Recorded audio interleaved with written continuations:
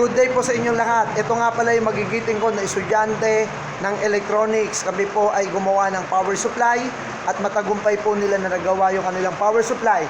Ngayon po ay gumagawa sila ng kanilang amplifier. So ito po yung ating magiting na estudyante ng electronics.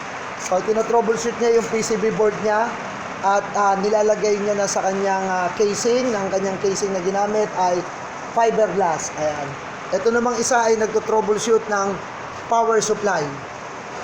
At yung iba naman ay gumagawa pa rin at nilalagay nila sa kanilang casing ng kanilang power supply. Kanya-kanya po ang ginawa nilang kaka ng kanilang mga amplifier. Ayan po ang magigiting ko na estudyante ng electronics. Muli po, maraming salamat po sa inyong lahat. Mag-ingat po tayo lagi-lagi. Salamat sa inyong lahat.